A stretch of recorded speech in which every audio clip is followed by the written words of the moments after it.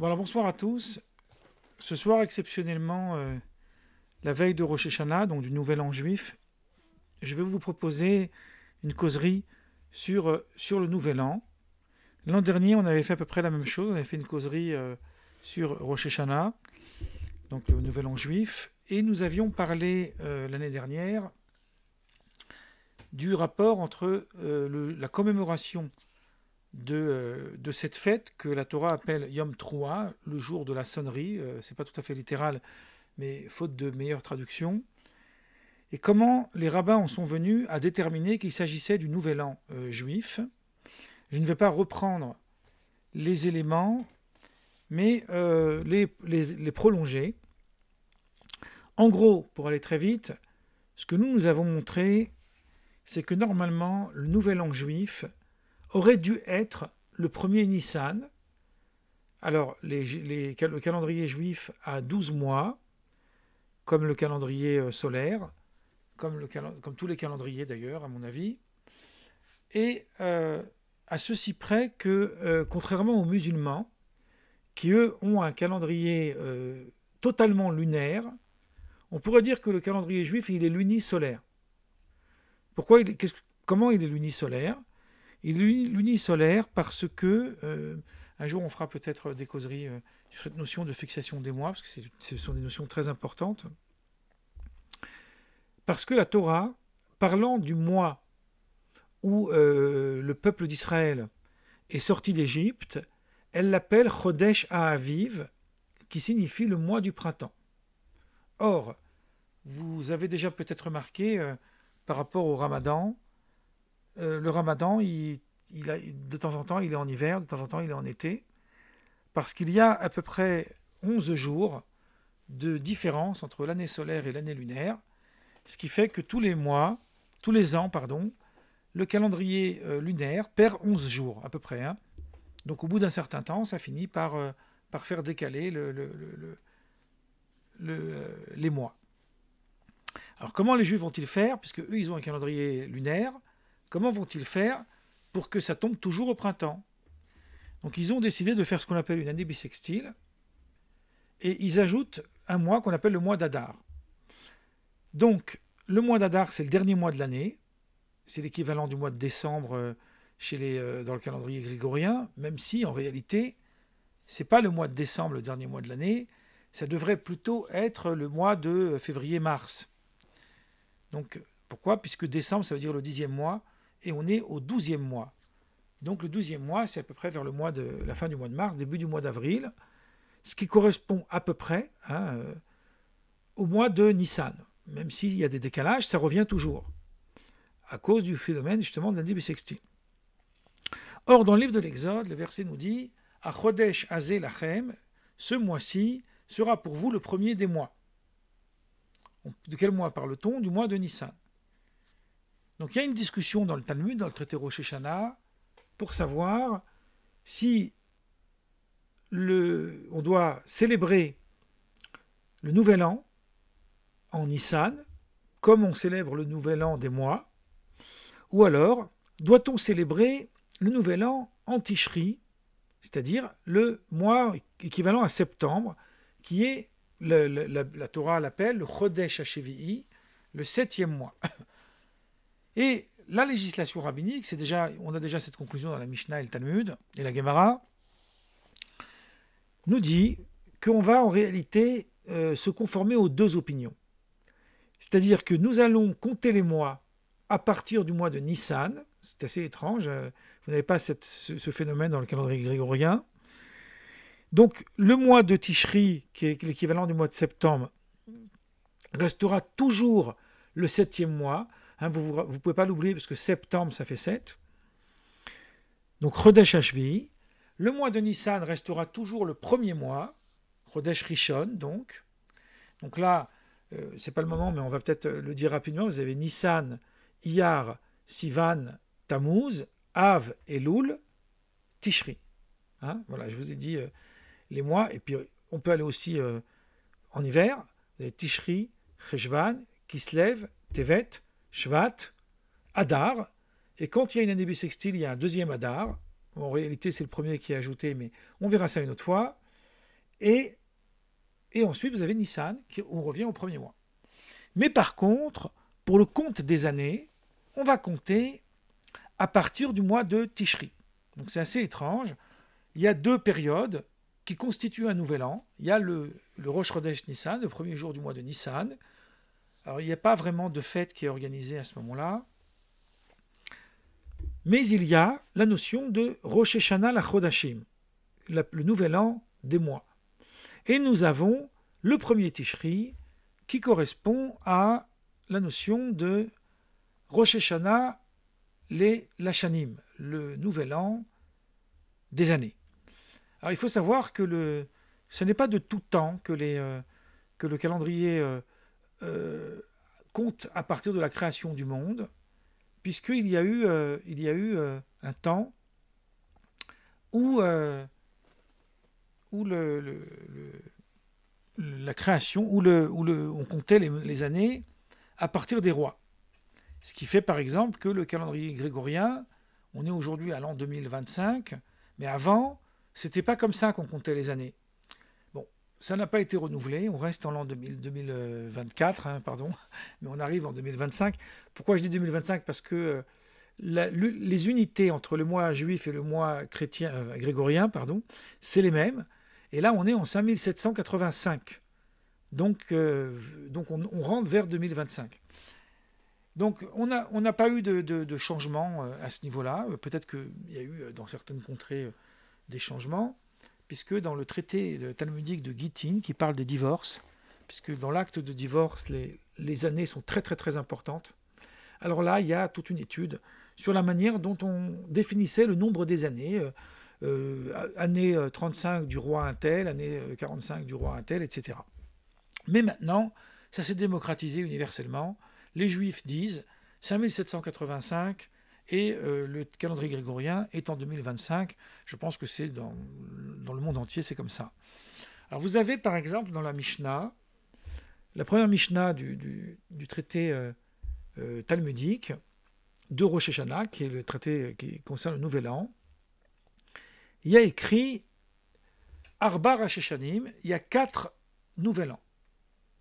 Il y a le Nouvel An des années, comme on vient de dire, le Nouvel An des mois, il y a le Nouvel An des arbres, vous savez, le 15 Shvat, c'est une fête qu'on appelle Toubi Shvat. Ça n'a jamais été une fête au départ, mais c'est devenu, avec le temps, on a célébré ça.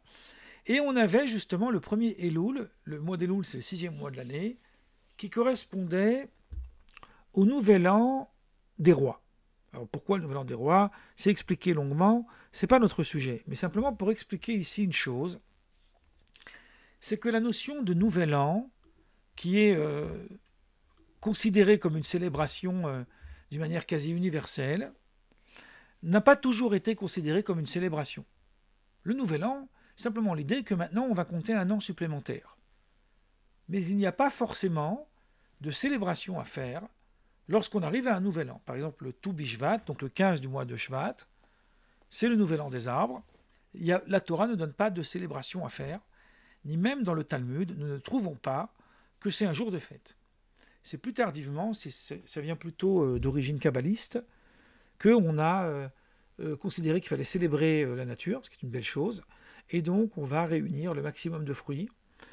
Je me souviens, à une époque, maintenant, ce monsieur est décédé, parce qu'il était déjà très âgé quand moi j'étais enfant, il y avait un monsieur à Paris qui organisait tous les ans un très grand banquet, avec toutes sortes de fruits inimaginables, et il avait comme coutume, il s'efforçait que chaque année, il puisse trouver des fruits en plus qu'il n'avait pas trouvé l'année précédente. Donc c'est devenu une célébration. Le nouvel an de l'année maintenant juif, donc Rosh Hashanah, n'est pas censé a priori être une célébration.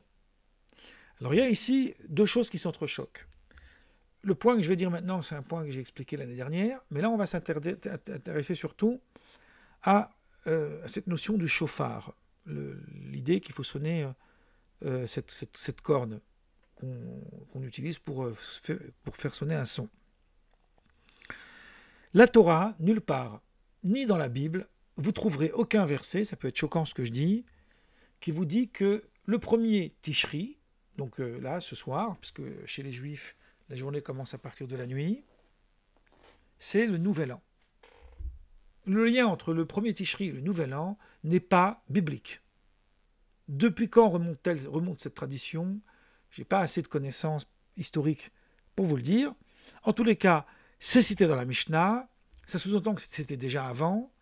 Il y a par exemple, dans le verset de Néhémie, qui fait parler Esdras, donc Ezra en hébreu, où il y a une injonction de célébrer ce jour-là. On va le reciter tout à l'heure, ce verset. Il n'y a pas de célébration liée directement à Rosh Hashanah, au Nouvel An. Ce lien, il est issu d'une tradition. Je ne pourrais pas vous dire depuis quelle époque ça remonte, mais en tous les cas, il a été fixé comme ça d'un point de vue rabbinique et d'un point de vue de la loi religieuse. Donc, lorsque la Mishnah nous dit le premier Tishri, c'est le Nouvel An, elle ne nous dit pas qu'il faut faire une célébration. Mais la Torah nous dit qu'il faut faire une célébration ce jour-là, mais elle l'appelle le Yom Troua, le jour de la sonnerie, sans préciser qu'est-ce que ça pourrait être la sonnerie. Alors on peut imaginer qu'on sonne de la trompette pour couronner quelque chose. Ça peut être pour couronner un roi, on a déjà vu que le Nouvel An des rois, c'est pas à ce moment-là, mais ça peut être aussi pour célébrer un événement important, en l'occurrence le Rosh Hashanah, le Nouvel An. Maintenant, moi, il va m'intéresser ici un point qui n'est pas écrit directement dans la Torah, encore une fois, mais qui fait partie c'est tellement collé à la tradition que c'est devenu quelque chose que personne n'a jamais essayé de remettre en question. Rosh Hashanah, donc le Nouvel An, il est aussi appelé le Yom Hadin, c'est-à-dire le jour du jugement. Et c'est comme ça que dans la Mishnah, une autre Mishnah, dans le traité Rosh Hashanah, le Mishnah, c'est la première partie du Talmud, qui est le fait des Tanaïm, les sages de la Mishnah, qui nous dit en 4 moments le monde est jugé. Le mois de Nissan, rappelez-vous, le mois de Nissan, c'est le premier mois de l'année, il est jugé pour la récolte. Le jour de Hatzeret, donc Hatzeret, c'est la fête de clôture. Il y a 2 événements dans le calendrier juif qui sont appelés Hatzeret. Il y a la fête de Shavuot, où là encore, il y aurait une étude à faire, mais je pense que je l'ai déjà fait dans mon YouTube, pour expliquer comment on a relié Shavuot, Shavuot, la Pentecôte, la Pentecôte juive, à Matan Torah, au don de la Torah, alors que ça n'est pas dans le texte là non plus, c'est pas écrit dans la Torah, le lien entre les deux choses. Mais pourquoi Shavuot est appelée la fête de clôture? Parce que elle fait partie de la fin du conte du Homer. À partir du Pessah, on doit compter tous les jours, le Homer, jusqu'à 49, et le 50e jour, on célèbre la Pentecôte. Bon. Comme le 50e jour, on célèbre la Pentecôte qui fait suite aux 49 jours, ça dans mon YouTube, j'avais fait une causerie, il y a une playlist qui s'appelle Fête juive, si vous voulez la consulter. J'avais pas mal abordé cette question-là, avec le débat et les Sadducéens, etc., comment on a fixé cette notion-là du Homer. Donc c'est comme si, nous dit Nachmanide, un commentaire classique rabbinique que je cite souvent, c'est comme si que Shavuot était la clôture de la fête de Pessah. Ça veut dire clôturer la fête de l'agneau pascal, et que tous les jours qui séparent ces 2 fêtes sont considérés comme des demi-fêtes. Vous savez que toutes les fêtes juives, elles ont un premier jour de fête, des jours qui sont pas, on peut travailler, mais on appelle ça Chol HaMoed, c'est-à-dire des jours de demi-fête. C'est pas tout à fait la traduction, mais c'est pour aller vite. Et le dernier jour qu'on appelle Hatzeret, clôture. On a ça par exemple à Sukkot. À Sukkot, le dernier jour s'appelle Hatzeret. Et Sukkot, c'est la fête des cabanes qui va arriver dans 2 semaines. Enfin, à peu près un peu plus que 2 semaines. Alors que Rosh Hashanah, alors que Shavuot, c'est qu'un seul jour. En dehors d'Israël, on en fait 2. Ça aussi, j'expliquerai pourquoi une fois 1, une fois 2. Bref, c'est pas pour parler de Shavuot que ça m'intéresse, mais quand on nous dit Hatzeret, c'est-à-dire la fête de Shavuot, Là, on est jugé sur les fruits de l'arbre, puisque c'est le moment où la récolte est féconde, on va dire ça comme ça. Et le jour du Nouvel An, donc aujourd'hui, toutes les créatures du monde passent devant Dieu, comme un troupeau de moutons. Ainsi qu'il est dit, il a formé leur cœur à tous et il observe tous leurs actes. Psaume 33, 15. Alors, pourquoi on dit comme un troupeau de moutons? Non pas que les humains sont comparables à un troupeau de moutons, mais c'est pour nous dire, c'est le Talmud lui-même, il me semble, qui dit ça, que lorsqu'on est devant Dieu, on est seul. On ne peut pas demander je ne parlerai qu'en présence de mon avocat. C'est un principe qui n'existe pas d'un point de vue juif. On est seul et on n'est même pas soutenu ni par des amis ni rien. Voilà. Alors, je ne suis pas là pour vous faire peur, ce n'est pas du tout le sujet. Le sujet, c'est d'expliquer comment on a construit ce truc-là. Mais ce qui est intéressant, c'est que dans la Torah, nous trouvons un verset à propos de Rosh Hashanah qui nous dit, alors, que je vous retrouve le verset, qui nous dit, alors excusez-moi, pardon, alors qui nous dit, donc c'est dans Lévitique, chapitre 23, versets 23 et 24, l'Éternel parla à Moïse en ces termes, parle ainsi aux enfants d'Israël, au 7e mois, donc Tishri, le premier jour du mois, aura lieu pour vous un repos solennel, commémoration par une teroua, qu'on traduit par une fanfare, convocation sainte. On ne dit pas de quelle fanfare il s'agit. On dit uniquement qu'il faut célébrer une fanfare. Maintenant, on trouve un peu plus loin, j'avais dit que je le citerais, dans le verset de Néhémie, donc c'est un livre des petits prophètes dans la Bible, chapitre 8 du verset 10 à 11. Néhémie a fait savoir le gouverneur, ainsi qu'Ezra, le prêtre et le scribe, et les Lévites qui instruisaient le peuple, dit au peuple tout entier. Ce jour de Rosh Hashanah, c'est pas écrit Rosh Hashanah, mais on sait que ça correspond à ce jour-là, est consacré à l'Éternel votre Dieu. Ne manifestez pas de deuil et ne pleurez point. Allez manger des mets succulents. Donc on a une coutume de tremper la pomme dans le miel pour que le nez soit douce, entre autres, et de manger des grenades. Buvez des breuvages doux et envoyez-en des portions à ceux qui n'ont rien à prêter, car ce jour est consacré à notre Seigneur. Ne vous attristez donc pas, car la joie en l'Éternel est votre force. Donc c'est bien un jour de célébration et de joie. Et pourtant, c'est aussi un jour de jugement, donc c'est un jour de recueillement. Dans Néhémia, on nous parle plutôt d'une festivité. Dans la Torah, Néhémia, c'est le livre de Néhémie. Dans la Torah, on nous parle d'une fanfare, mais on ne nous parle pas du Nouvel An. Donc ça, je l'ai expliqué l'année dernière, le lien avec le Nouvel An. Moi, ce qui va m'intéresser, c'est une autre question que peut-être on abordera si je fais encore cet exercice pour les fois suivantes, parce qu'on va passer aussi à Kippour. Cette période-là étant la période dite du jugement, c'est la période du repentir. C'est-à-dire c'est le moment où on doit se repentir. Alors normalement on doit se repentir toute l'année, mais ce jour-là le repentir est plus propice. C'est ce qu'on appelle les Aseret Yemei Teshuva en hébreu, Aseret, les 10 jours de pénitence. Les 10 jours de repentir plutôt. On a Rosh Hashanah, donc c'est ce soir, donc demain, et puis le 10e jour, c'est le jour de Kippour. Pendant toute cette période, c'est une période de recueillement où on essaye de scruter un petit peu ses fautes. Et là, Maïmonide, qui essaye de donner des raisons au commandement, il nous dit que c'est peut-être là l'explication du lien qu'on fait entre Rosh Hashanah et la notion de repentir. Parce que le texte ne dit pas que c'est des jours de repentir. Alors je vais vous lire le texte de Maïmonide. Maïmonide nous dit « S'il est vrai que la sonnerie du chauffard, donc le chauffard c'est ce truc de corne de bélier là, qui est préparé exprès, vous pouvez trouver des images sur Google, et puis même avec des vidéos YouTube, vous pouvez écouter un petit peu le son que ça donne.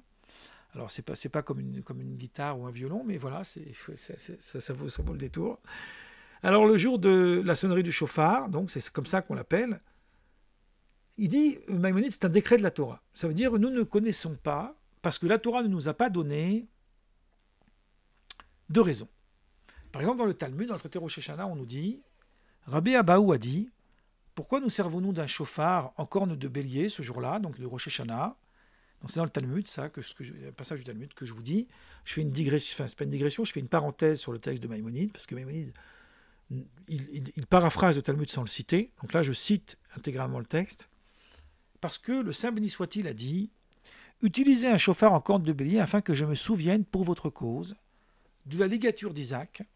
Là aussi, parce que la ligature d'Isaac, d'un point de vue de la tradition, c'est pas écrit dans la Bible, c'est une tradition, elle aurait eu lieu le premier jour de l'année, à Rosh Hashanah. Et que je considère que vous êtes tous montés sur l'autel en mon honneur.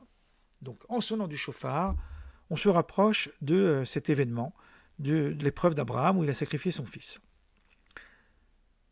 Et il dit, alors que le texte plus loin dit, pourquoi sonne-t-on du chauffard? Parce que la Torah a dit de sonner du chauffard, sans donner d'explication. Donc on sonne du chauffard pour se rappeler la ligature d'Isaac, mais ce n'est pas la vraie raison. La vraie raison, la Torah ne l'indique pas. Mais Maïmonide nous dit donc dans son livre de la connaissance,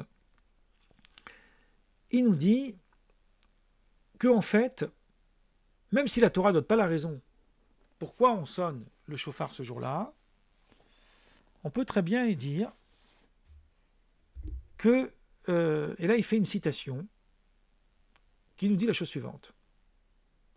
Vous qui dormez, réveillez-vous de votre sommeil, vous qui êtes profondément assoupis, sortez de votre léthargie, examinez votre conduite et repentez-vous, souvenez-vous de votre Créateur.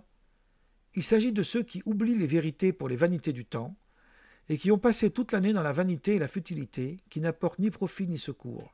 Scrutez vos âmes et améliorez vos voies et vos œuvres, et que chacun abandonne son mauvais chemin et sa pensée qui n'est pas bonne. Ce que veut dire Maïmonide ici, c'est que, étrangement, faites l'expérience, vous me direz ce que vous en pensez, la sonnerie du chauffard, elle fait un bruit qu'on pourrait... c'est très marrant parce que ça peut ressembler un peu au cri d'un animal, au cri d'un chat ou certains oiseaux, un cri strident comme ça. Et c'est censé éveiller nos émotions, éveiller notre cœur, éveiller nos émotions.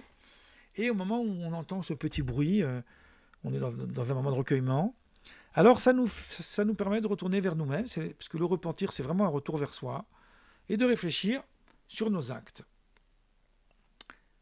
Donc, le chauffard sert à éveiller le temps du repentir. Dans le Talmud, que j'ai cité tout à l'heure, le même passage, on trouve une petite... c'est pas une contradiction, c'est plus une contradiction, on va dire, rhétorique, c'est-à-dire pour nous aider à aller plus loin, qu'en réalité, l'homme est jugé tous les jours. On va citer un verset de Job, chapitre 7, verset 18, qui nous dit « Tu le visites tous les matins ». Ou bien même qu'il est jugé chaque heure, car tu l'éprouves à tous les instants. Alors que de l'autre côté, on voit que c'est Rosh Hashanah, où l'homme est jugé. Et là, Maïmonide va nous donner une explication qui va déplacer la thématique spécifique à Rosh Hashanah et au peuple d'Israël pour apporter une dimension éthique qui est d'ordre universel. Et c'est avec ça que je vais conclure. Vous savez que l'universalisme, c'est le point central de ma réflexion. Voilà ce qu'il nous dit. Il nous dit c'est pourquoi il est nécessaire de se considérer soi-même toute l'année durant, ainsi que le monde entier, comme étant moitié méritant et moitié coupable. À partir du moment où l'homme pense qu'il est un homme moyen, penser qu'il serait coupable, ça serait se sous-estimer, donc c'est de la fausse modestie. Penser qu'il est méritant, ça serait de l'orgueil. Donc il pense qu'il est moitié-moitié. Et comme il pense qu'il est moitié-moitié, il ne peut pas se dire qu'une seule bonne action n'a aucun intérêt. Il faudrait que j'en fasse beaucoup pour être sauvé. Non. En accomplissant une bonne action, cette bonne action peut avoir le pouvoir de faire pencher le monde entier du bon côté et apporter le salut et la délivrance à toute l'humanité, ainsi qu'il est dit « Sur le juste repose le monde ». C'est très intéressant ici, d'un point de vue spirituel et religieux, on le comprend, mais même d'un point de vue philosophique et même d'un point de vue psychologique, c'est extrêmement intéressant parce que ça nous permet de réfléchir sur la portée de nos actes. Et je vais conclure avec ça, parce que je voudrais quand même vous laisser quelques minutes pour discuter. Avant, j'enseignais à des jeunes, ça fait très très longtemps, et je leur disais, vous savez, quand vous prenez la route en voiture, vous roulez, maintenant on roule moins vite, mais avant on roulait plus vite que ça, il y a des affiches publicitaires. Les publicistes sont des gens qui ont fait une étude, et ils se sont rendus compte que les choses qu'on voit furtivement à répétition, ça finit par agir sur notre cortex, enfin sur notre cerveau, et on va aller au magasin, et puis on va se rappeler que inconsciemment on a vu ça, et puis tout d'un coup on va acheter un truc. Qu'est-ce que ça veut dire? Ça veut dire qu'on doit imaginer que quand on marche dans la rue, on croise des centaines, voire des milliers de gens. On ne se rend pas compte du nombre de gens qu'on croise et du nombre de gens qui nous regardent. Et le Talmud a cette phrase assez amusante, violente, mais au sens risible, qu'un homme digne, un homme de grande valeur, s'il a une tache sur son vêtement, il est passible de mort. On ne va pas le tuer, mais c'est une image. Ça veut dire quoi? C'est-à-dire que cette tache sur son vêtement se voit. Et donc, c'est par le regard que nous donnons de nous-mêmes qu'on donne l'image de quelque chose. Cette image de quelque chose, plus elle est belle, pas forcément physiquement, hein, je fais la nuance entre les deux, plus ça peut apporter quelque chose d'apaisant à ceux qui nous entourent, et plus elle est agressive, violente, etc., triste, elle n'est pas entraînante, et plus ça peut donner l'inverse. Donc ça veut dire qu'en réalité, une toute petite action va toucher des gens, et ces gens-là, ils vont en toucher d'autres, et ça va faire ricocher. Et c'est ce que nous dit Maïmonide, le but de Rosh Hashanah, c'est d'arriver à cette méditation qu'un seul de nos actes peut parvenir à sauver le monde. Pourvu que ça soit comme ça. Voilà, là j'arrête pour ce soir.